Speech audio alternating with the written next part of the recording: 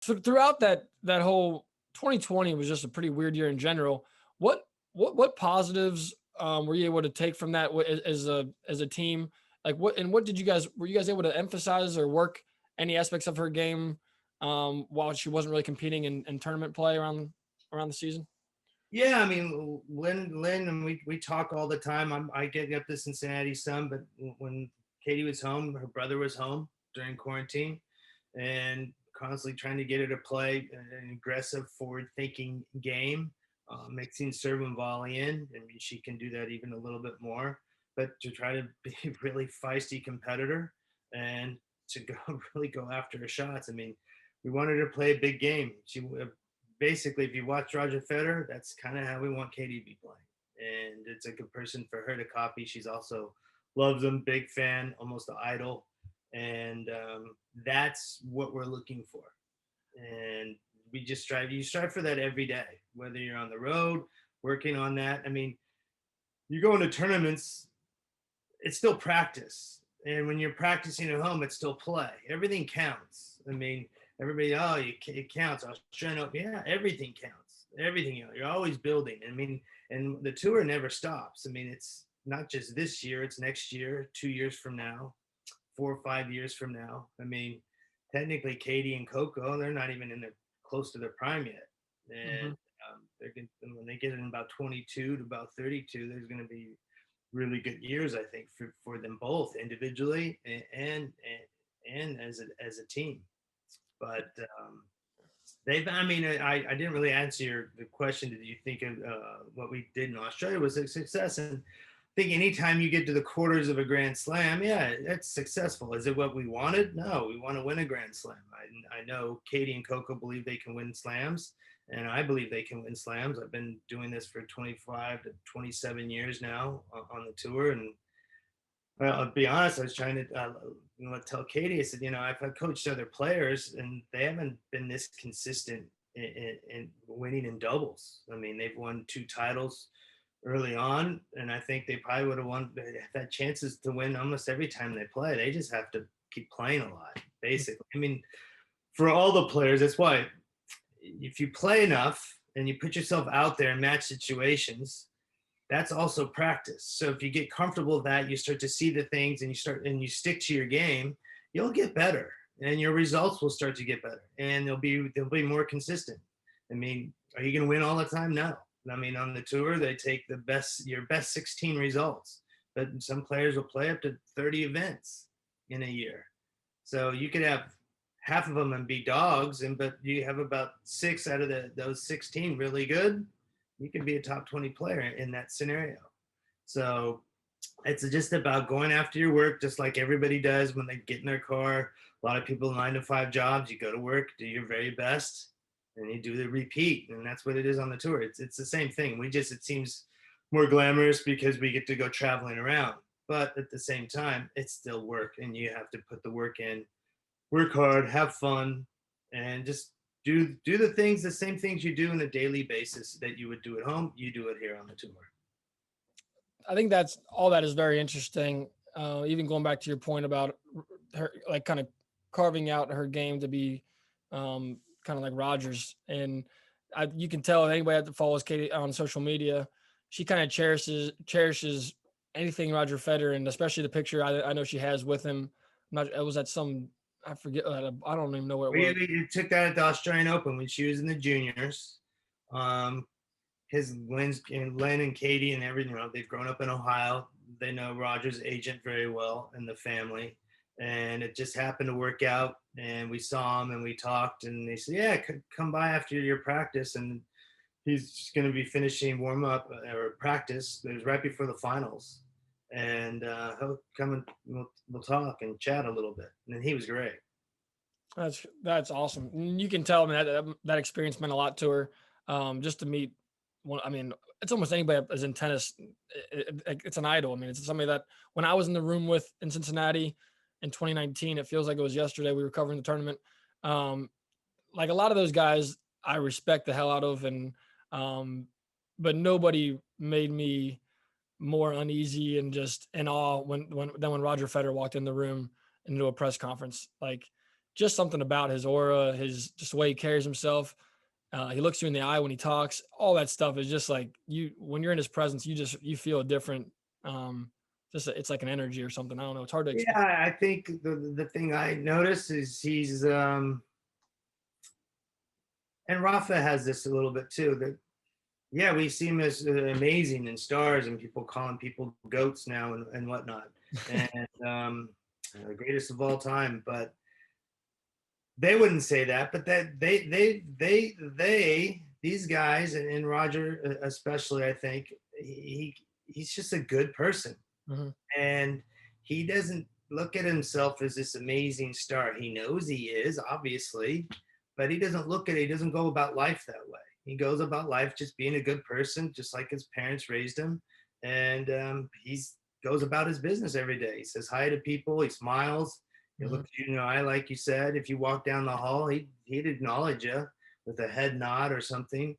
But he's just a solid, good character, good person, and then that's why I think you see that so consistently, and he's done so well over the years that God, he has this aura about him. But he's totally down to earth. I mean, that when I've been around him, he was so nice to Caty, and he talked, asked Caty questions about Cincinnati. He said, "Oh yeah, I know, I love this place. We stay I rent this house when I come to the tournament. And we go here." I think when Montgomery in, they started talking about, but he's just a normal guy.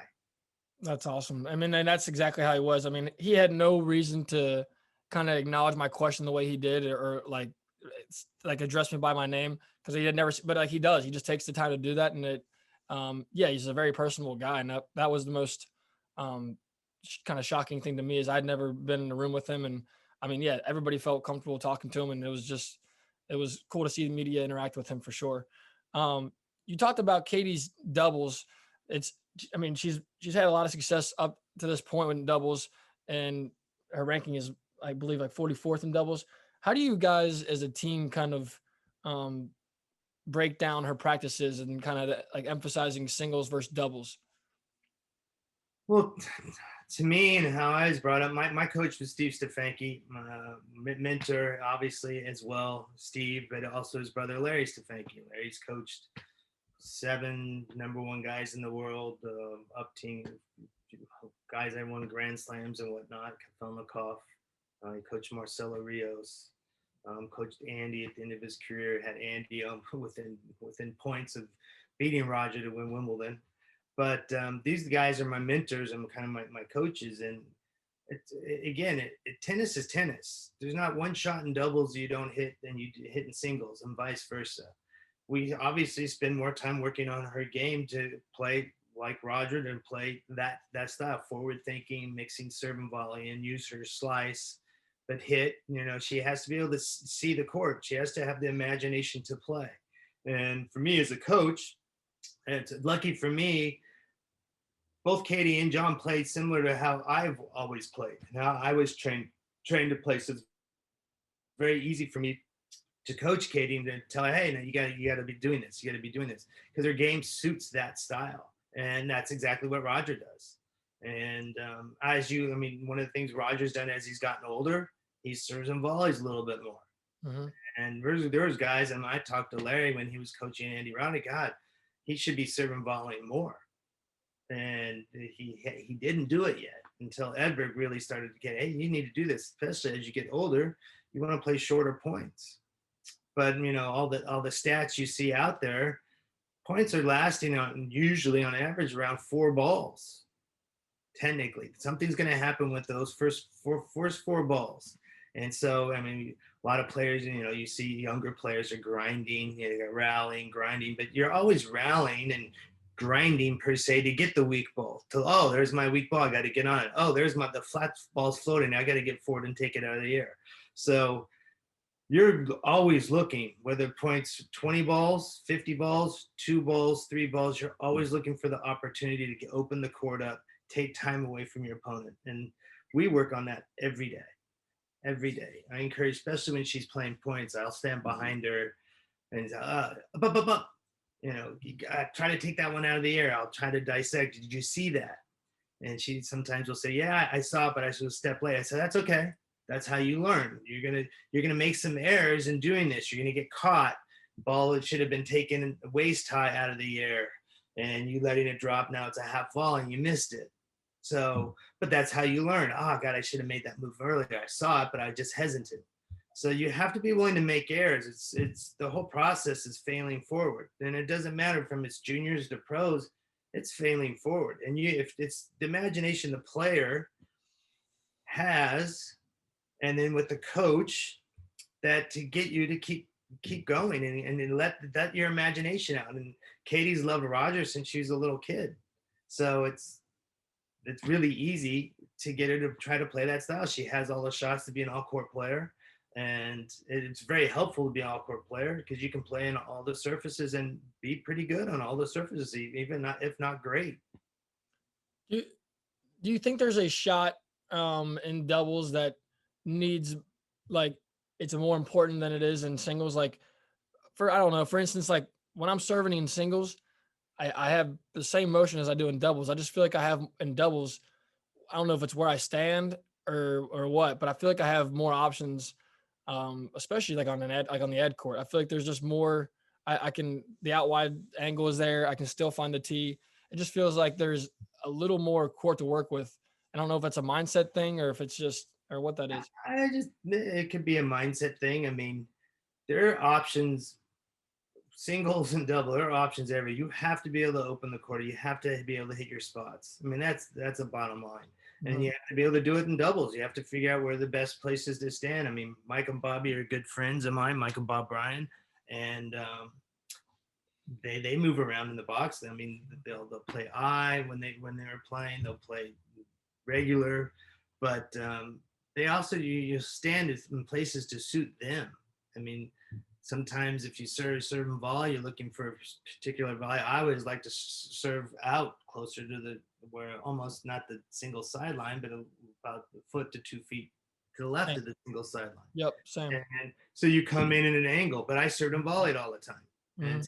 And Mike and Bobby stand out there when they served and volley, but they'll play I and they'll move. They'll stand in different places to look for certain things, and depending on how Mike and Bob how their formation is.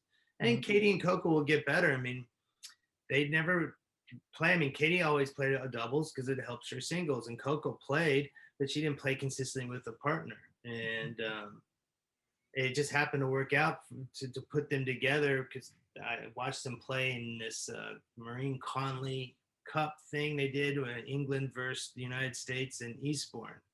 And I was there. There was a WTA tournament, and I was there, so I was able to get a badge, and I watched them play. And I told Caty after, I said, listen, I said, Whitney's not going to play the juniors, US Open. I said, you guys should play. Because she plays downhill. She's looking to come forward with your mentality. She wants to try to take swinging volleys and balls out of there, and she's got a big serve. I said, it would be a perfect combination, and you guys both return well. So that's how they formed together, and it's been successful. Plus, on top of it, they both get along, and they're really good kids. I mean, kids, they're really good, almost adults now, really. But they get along, they laugh, they have a good time. Corey and I and the family and Lynn, we all get along. We all see the game the same way. We help each other. I mean, Corey doesn't mind me saying we practice together in the whole time in quarantine. He doesn't mind me taking over a practice or to tell Coco to, hey, try to do this or look to do this. And Corey the same way. So it's a really, really good situation. And they won't play all the time together because their schedules won't match up all the time. But they're going to play all the big tournaments, and they'll probably play as much as they can together when they can, really. I guess that right there will kind of put all the rumors to bed that have been surfacing the last couple of weeks with whether or not they're done playing together. I don't know where they came from, but well, I think somebody wrote some articles. Somebody sent it to me. It was when we were in Adelaide, and we would have played doubles in Adelaide. Corey and I, we talked about it, but Caty was tired and she got in at the last second to the tournament. So we decided to go over there to play. She was almost kind of ready to come home. And fortunately, she's actually hitting the ball pretty well and lost to Storm, who played great. Some of the best tennis I saw Storm playing ever. And I've been on the, like I said, I've been on the tour a long time, but she wanted to get home. So if they play that week, they might have had a great week, maybe a chance to win it. Obviously, one of the teams, I think that won it, and they beaten the quarters or beaten around the 16 at the Australian Open. So it's just they're gonna play. I mean, we're gonna be playing Miami. If Coco plays Charleston, we'll play Charleston. We'll play in Rome. I think we're definitely played the French, and we're gonna play Wimbledon. They didn't even get a chance to play any of the grass court last year. I mean, that's a surface for Caty that hasn't even for singles too. It hasn't had played for 2 years. So they're gonna be playing. They're gonna be playing a lot well into the future. So I think that's McCoko's alive and well. I think that clarification is big for just for the tennis world. I think they're one of the most marketable stories in the women's game outside of, Serena, Naomi Osaka, kind of the big names. I think McCoco is gets the same amount of clicks and interest as kind of those big storylines just because of their personality, how much fun they have playing the doubles game. Just kind of they're active on social media. They interact with fans. Just kind of the whole thing. I mean, you got the Caty's and Adidas, Coco's and got the New Balance stuff. So, I mean, there's a lot of good things happening for those two. And I think it'd be great for tennis to see them kind of go through their careers playing doubles together. Well, I mean, Corey and I have talked, and even the girl, I mean, they're going to be together for their entire career. I mean, I talk about career as the goal on the tour is to be out there for, I mean, obviously for Caty and Coco, if they started when they're young, they could be out there 20 years. It's crazy. And especially as you get older with the double skills and stuff, they could still, if they decide, I am not going to play singles, and I can still play some doubles, they could be playing up to 30. I mean, look at where Roger is. I mean, so the goal is to be out there as long as possible. And so, I mean, my thing is, you want to have about 5 or 6 people you really like as people and your friends. And then you also find them, you mesh together, and they're really good character people. And because you want to be around good people, solid people. And Coco's that, her family's that. The other people we play with, I mean, Jessica Pagula, she's a total class act character. Caty and they've had success together in doubles. So you want to surround yourself always with good people. And I've always tried to do it with my players, and especially for doubles players. And Caty's, fortunately, she's just a really good girl. Just kind of a hang loose, have fun, competes really hard, loves to play, but so she's really adaptable to a lot of people. And like you said, Pagula's been playing really good tennis, coming off the Australian Open run. She just had another big win yesterday. Yeah, she's in the semis, I think, in Qatar. Yep. And no, Jess has always had the potential to do what she's doing. She plays a very aggressive, forward-thinking baseline game. She doesn't really serve and volley that much. She's capable from time to time, but she returns really well, and she plays a forward-thinking, aggressive game. And she's doing great. We practiced with her a lot. We warmed her up for all our matches in Australia, and I'm really happy for her. I mean, but I'm not surprised either. I mean, that's the thing. If you just keep working hard and you trust your game, it's about trusting your game, and you just keep going after it. You don't worry about so much what people are saying on the outside, and you just keep doing it. Try to have fun. Yeah, things will work out in the end. And Jess is doing a great job. I'm happy to see it. Her coach David, who's a great guy, David Witt, does a great job. Caty, I mean, Caty's has the potential to be doing the same thing. It's just putting yourself out there enough to do it. I mean, the sad thing for somebody like Caty, her game is an all-court style game. It's kind of like when Pete Sampras came on tour. He didn't have the success Andre had. But Andre's game was just aggressive, forward-thinking from the baseline, much more simple game. Petey's was serve and volley and getting you comfortable getting forward a lot and using his forehand when he's in points, but doing that a lot. And because, if you look back at Pete Sampras, he was never won national tournaments or anything. I don't think he was ever number one, never won Kalamazoo, which is the big U.S. tournament.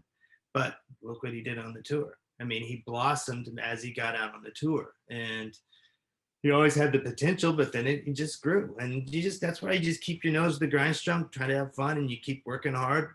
Good things are going to come. And that's no, I think that's just the work. I mean, like you said, they got plenty of time to figure things out. I mean, that being a teenager, Katie's got her best years in front of her, and I think have it for all players, especially ones I imagine that are doing this as a full time job. Like you said, having fun is got to be most important. I always wonder what's the juggling act of like having fun versus like remembering this is like your job and this is how you provide for yourself. Yeah, For I think people have to keep perspective. They're playing a game. Mhm, Yeah, it is your job. You should have fun. Fun when you're playing well. You're having fun, right? mhm, for Okay. sure. When you're in a match and you're not having fun playing, you're probably not playing well.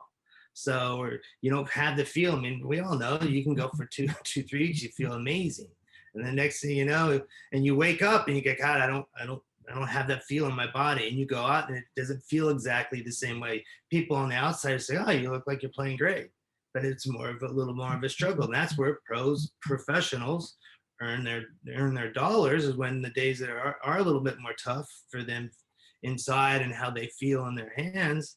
That's when they really earn their dollars. They have to be really mentally tough and really positive with themselves and encourage themselves, and then get themselves to be able to relax and allow something to come out of you instead of try to force and panic. Mhm. And you got to go through it. I mean, players have to go through it at all levels. You have to go through it. But the biggest thing is, Caty, relaxing and play polite. Just relax and allow things to come. But be really encouraging. Keep trying. Keep being feisty, and that's how things kind of turn around. But you got to play your game. You got to play your game style all the time. But no, and before I think that's playing your game. One thing you talked about was having the all court coming forward game. A shot that I feel like you see in the women's game uh, at all levels, pretty much that you don't see as much in the men, is the swinging volley. You mentioned that Coco and Katie have. Why do you feel like that is? Or actually, do you agree with me in thinking that that is a shot that you see more in the women's game versus the men's game? Uh, yeah, I think, Andre was kind of the one first kind of started doing it. I mean, we did it when we were kids a little bit, but it wasn't a shot people, oh, that's usually hitting swinging volleys anywhere from the baseline to the service line. No man's land area, it was called. You don't want to be there. But if I'd rather take a ball that's floating out of the air, because if I move forward, I'm taking time from my opponent.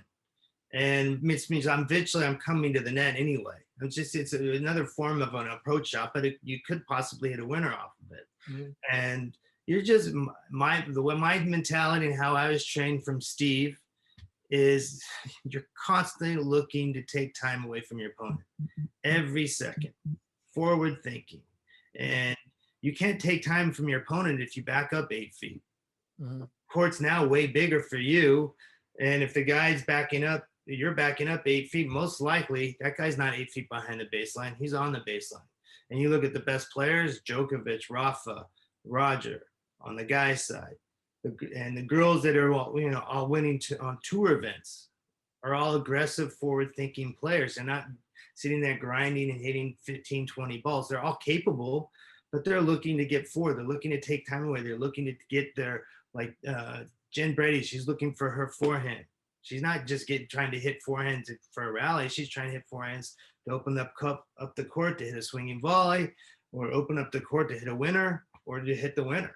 She, And yeah, she's a lot of fun to watch. I can watch that forehand all day. So much yeah, action on that ball. It's so heavy. yeah, she's got a great forehand.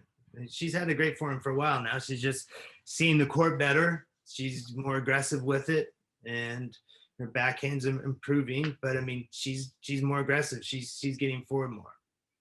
Uh, and a fun question I think I had for you was in regards to coaching Katie. What are you most proud of so far? Whether it's an accomplishment or just something she's achieved off the court, as long as you've been her coach. What's the one thing that stuck out to you that you've really been proud of her? Well, there's a lot of things to be proud of Katie about, but I think that one of the best things is she's just a really nice, friendly, lovable girl to everybody. nice to any fans or anybody that comes up to her to tournaments. She doesn't, walk away and, I can't do this, I can't do. She tries to be really good to everybody. And sometimes that could be to a fault because you got to remember to take care of yourself first. But at the same time, that's probably one of the best things because she's again, she's a lot like Roger. It's a great idol for her because he's good to everybody. He might, if you don't have time for something, he'll like I said, he'll give you a nod in the hall, hey, what's up, type of nod instead of just walking by. I think that those little things people notice and pick up on, and especially when they're genuine, you can pretty much get that vibe from someone right away. And I think that's what why guys like Roger and Rafa are so good for tennis, and that's why the game has been able to kind of grow, is they've been great role models for kids off the court as well. Yeah, absolutely. I mean, you look back in the past. I mean, guys like, we go past in tennis, Rod Laver and Ken Rosewall. I met Ken Rosewall when I was a little kid. I ball boyed for him in Sacramento, and we're getting at transportation in Australia last year, and he's standing in front of me, and so I introduced him to Caty, and Caty really didn't realize it was Ken Rosewall. She kind of heard the name, but didn't realize who he was. And I talked to him. I said, hey, Mr. Rosewall, it was a really pleasure to meet you. I met you when I was like 9 years old. I ball boyed for you in Sacramento. And I talked to him about the match a little bit, and he played Connors. He says, oh, I remember that. I really liked Sacramento, blah, blah, blah. He talked a little bit, but he was great. And, but guys like that, they're, I hate to say it, everybody's really down to earth and normal. It's just, we put everybody up on a pedestal. And yeah, they are amazing. They do something really well, but it's on TV, so that's why they have this aura about them. But they're really down to earth. They're really good people. That's cool just to hear you talk about these guys as people that you just see in person, behind the scenes type of thing. Because yeah, I think like you said, we put athletes in general on a pedestal, and social media has not helped that at all. I feel like they're even more idolized and yeah, looked at definitely above and beyond their peers. I wanted to ask, kind of finish up a couple of fun questions. Of all the courts you've trained in your career, what's like a facility or an event or some like really cool spot that you never thought you'd be playing tennis that was just beyond beautiful or memorable? Monte Carlo. Monte Carlo. Okay. Yeah. Monaco, amazing. The club there, the tournament there. Man, I wish the girls had an event there. I was there years ago when I was coaching Vince Spadia, and I had been there before when I was younger to practice there before. And but it's just an amazing club. The views to the ocean there, the Mediterranean, it's beautiful. But I mean, obviously, to me, my favorite place is Wimbledon. There's something about Wimbledon. I don't know what it is, because I mean, we don't often get to play obviously on grass. Grass season is usually, thank God now it's a little longer. They used to be just about 2-3 weeks. Exactly. But now it's a little longer, thank goodness, because we don't play on that. It has this elegance to it. I went back on your Instagram a couple of days ago, and you're big on the motivational or positive outlook on life quotes, which I love. But I was able to go back far enough to find some Wimbledon pictures, and those are probably my favorite pictures on your that place looks so ridiculous. It looks unbelievable, even captured with like an iPhone. You can just tell how cool it is to be at that venue, which I'll definitely have to do before. When you walk in there's no fans, there's nobody. You're there practicing. You're going over to Rangi to practice, but you're walking around the facility. They don't have the nets up. Some of the courts don't even have the lines on them yet, but it's pristine. It is. It looks. That's exactly what I was looking for. The word. Yep.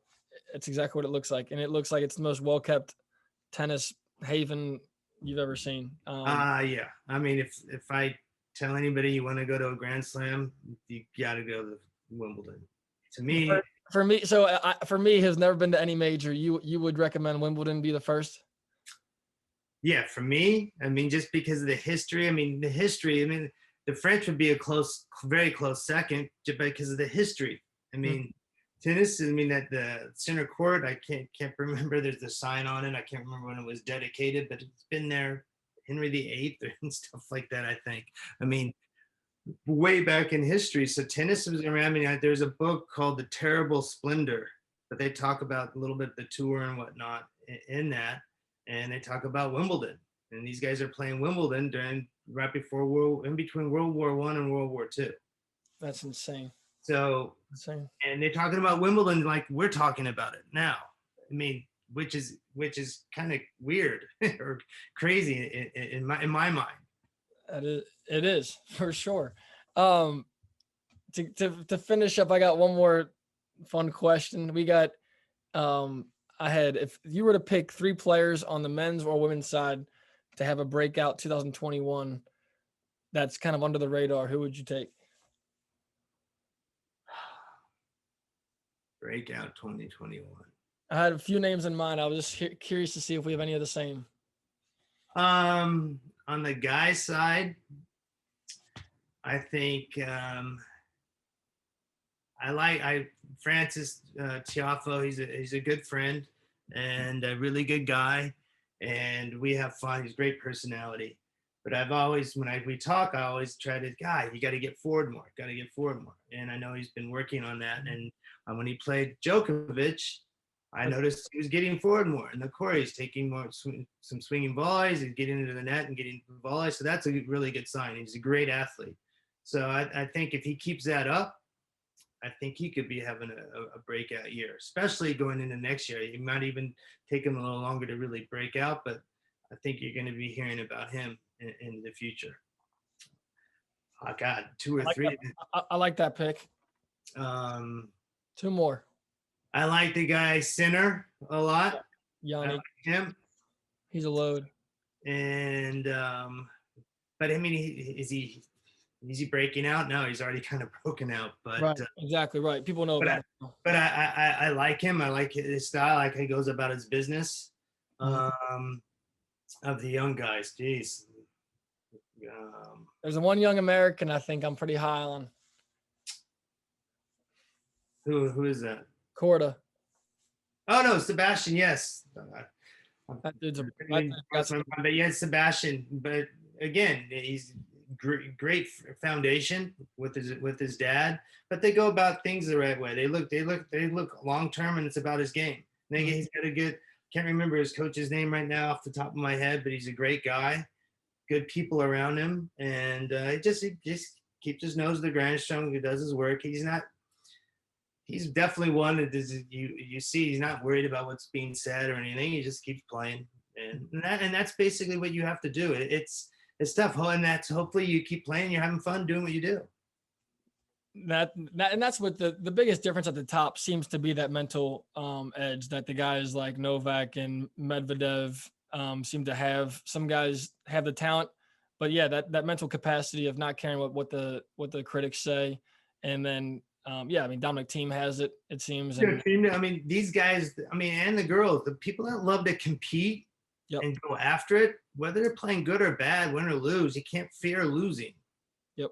And you can't fear winning, but it's the fun of playing too. You're also playing. You played tennis. Everybody's played tennis. Why did they play? They play because it was fun. Yep. So you gotta have the combination of that. You have to have I love competing. I have fun to compete. So that's fun. If you have fun in both things, then put it together. You're gonna have days that aren't gonna be great. Then you have to be really good with yourself mentally and be tough and work through things. But if you can do that and you can go out and play, you're going to keep getting better, and your ranking will go up and it will still go down depending on what you play. You're not identified with your ranking. It's who you are in your game. And if that works out the right way, I think Caty's going to have a chance to be a top 20 player, maybe even top 10. Possibly, I believe she can win some slams in singles. I know that they can win slams in doubles. It's just putting yourself out there and keep working on your game.